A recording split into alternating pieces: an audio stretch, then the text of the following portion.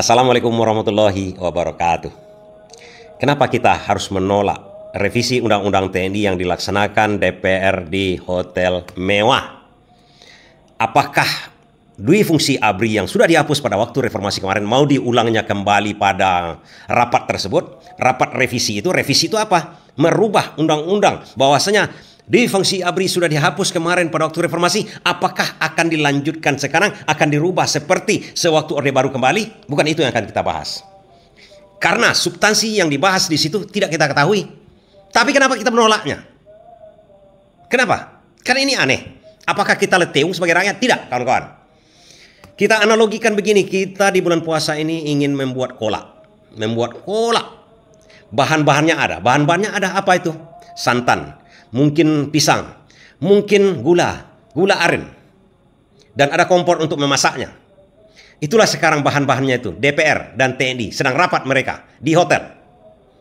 Tapi cara pengolahan dari kolak kita di bulan puasa ini tidak memakai standar prosedurnya.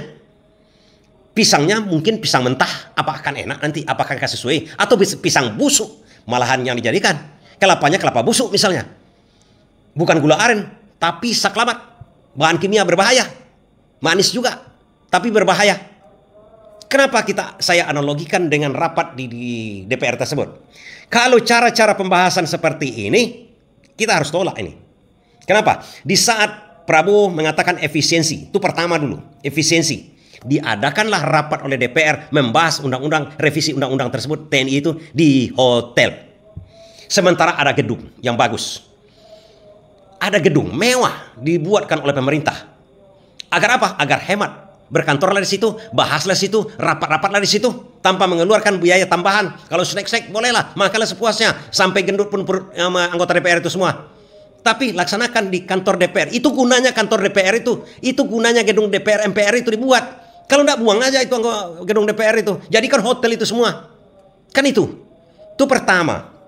Kedua, apa urgensinya TNI menjaga dengan panser di depan hotel-hotel tersebut dan tidak membolehkan masyarakat sipil menyaksikan tersebut?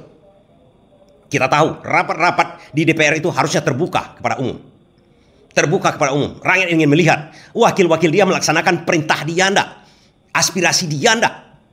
Tapi ini tertutup, tidak boleh. Malahan ada anggota kontras yang datang ke situ dilaporkan, diintimidasi lagi katanya. Dari cara-caranya ini, apakah bisa kita percaya ini undang-undangnya bagus nanti yang dihasilkan oleh leteung-leteung seperti ini? Cara-cara seperti ini? Tidak, kawan-kawan. Tak pernah sejarahnya.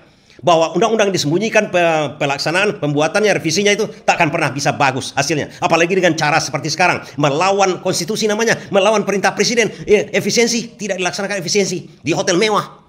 Alasannya karena rapotnya maraton. Maratonnya apa? Dari hari ini besok lanjut, besok lanjut, besok lanjut. Woi, anggota DPR itu diberi rumah dinas juga di situ. Kemudian diberi tunjangan perumahan. Pulanglah, pulang ke rumahnya, balik lagi ke kantor. Tidak ada alasan, itu alasan dibuat-buat itu. Apalagi tak boleh orang mengunjungi. Masyarakat tak boleh mendengarkan. Inilah teung nih, berbahaya ini. Berbahaya.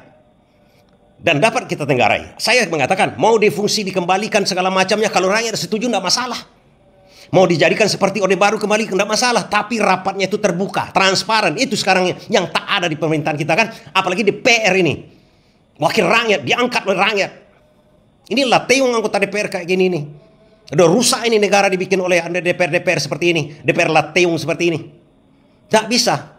Karena caranya itu, cara mengolahnya aja sudah salah.